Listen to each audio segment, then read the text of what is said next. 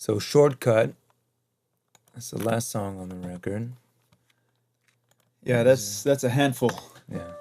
So start with this pattern that has a weird time to it. And probably only makes sense when you add the groove to it. And we went with like 808 kicks here and some electronic snare going. I remember you played that part on the keyboards during rehearsal before we had anything to anything about this song, before we knew anything. It was in 7/8, and I got back to the drums and I told you, hey, keep playing, just play that thing again. And I played a 4/4 beat behind it, and it just totally made sense in my ears. Yeah. Immediately, and I loved that pattern you played because it's so vibey and dark, and you can't miss with the Rhodes. Yeah.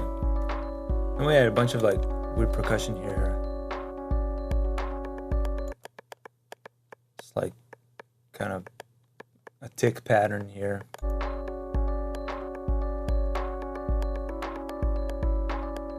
It's cool.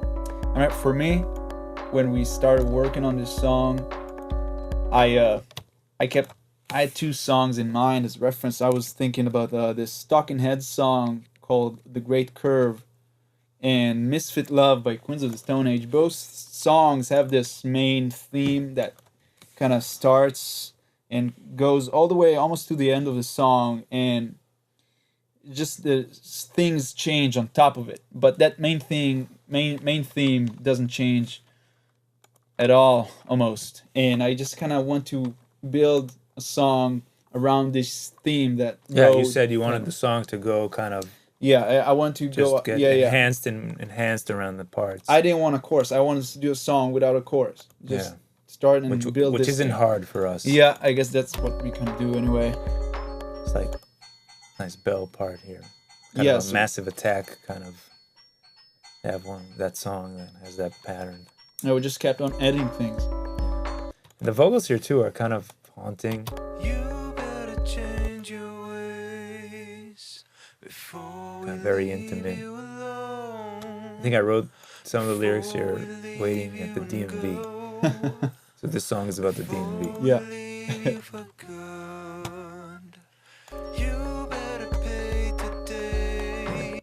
I just think it evolves really nicely, and the vocals are not what you'd It's actually expect. cute. We had we borrowed from our friends from Deep Sea Creatures. They had this like a toy piano, and we Pink. just recorded it. It was pink.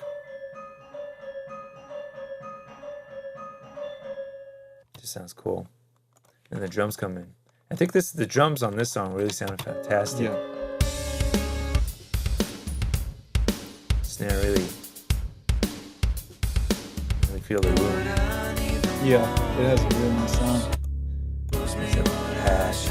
We used a really nice DW kit on these songs. One of those Masters costume. I don't know even what it was. All maple, I think. It was tuned really nicely, and it just popped. I loved it. It was a fantastic kit. Got it from Drum Doctors, Ross. He tuned it really nicely. A bunch of haunting EBOs. I know EBOs are like something that you look down on, but sometimes they really come in handy.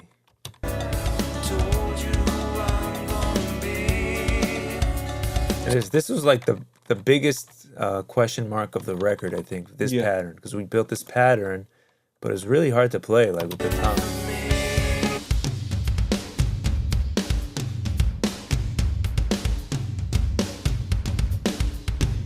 It's like there's nothing.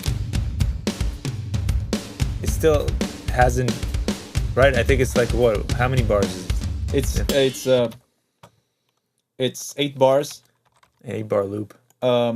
But you kind of came up with that tom pattern, and the toms kind of go with that Rhodes pattern, which is in 7/8. But then you kept the snare on the 2 and 4, and you kind of have to follow it. So there's a long ass pattern here, and I had to learn it, and we had to kind of adjust my ability to what you programmed. We were just which was pretty much impossible physically to play. Yeah. But it was totally worth it. It took me a while to learn it, but it was worth it. It's so much power. Yeah, it happened. In the end, it happened.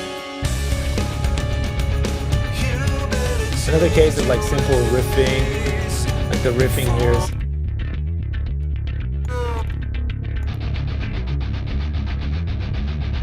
Just to kind of stay back, just let that, like again, the drums and the main pattern do their thing, just to add intensity.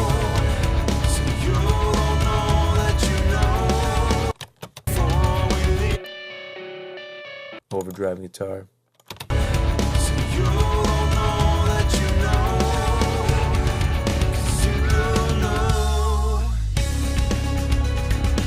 There's this part, which is Crazy guitar part here. The thing with this guitar part is that I wanted to play a certain melody that was too complicated, so I split it into two guitars. And when you put them left, right, they're kind of like playing. They're complementing each other and filling the gaps. And see, they sound like one thing, but they're two guitars playing.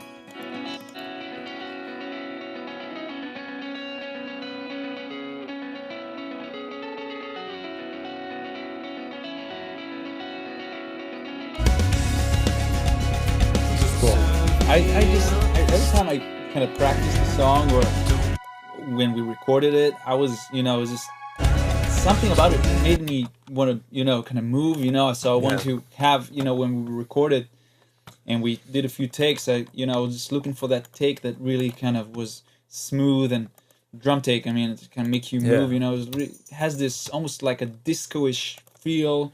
There's a nice groove pattern with the ghost notes. I like the bass drum pattern here. It really kind of pushes you.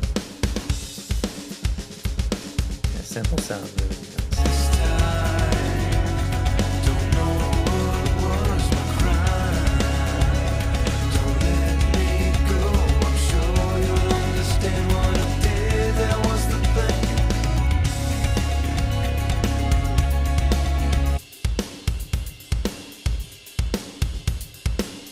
A lot of ghost notes. But it's still got the percussion going in there. Cowbells and back to the tom pad. Yep.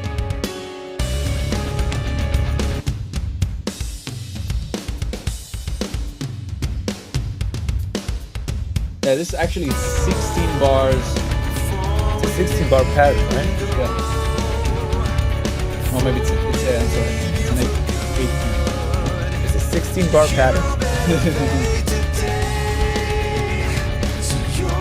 Yeah, it's an 8. I had to chart it out.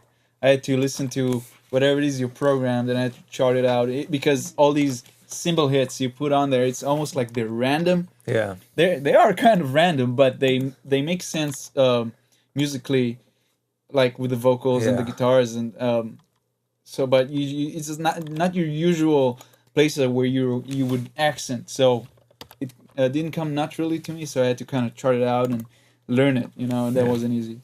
It was cool though. I was very satisfied when I did manage to learn by heart. Yeah, it's a great part. You should do a tutorial on it. Right. And then the ending riff is actually a riff that Aviv came up with, this whole like odd timing.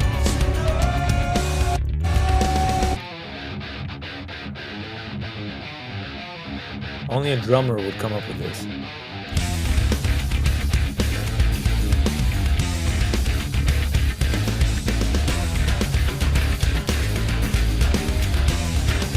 Yeah, it's a good climax for this song. Kind of just explode. You kind of open up at the end of the song. No more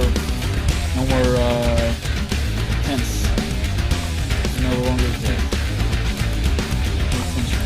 There's a string part here that's missing from the stems. You can hear it here. Yeah, we added as much things as But we the cool could. part, the cool part here is these like African style drums. That you wanted like African drums and use like your actual drums. We recorded them in the living room.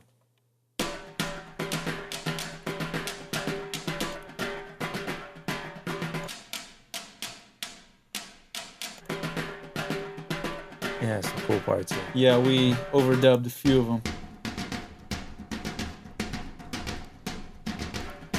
Came up with this nice.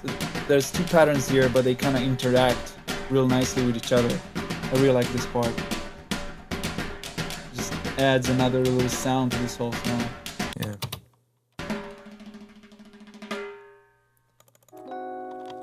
Nice Rhodes ending.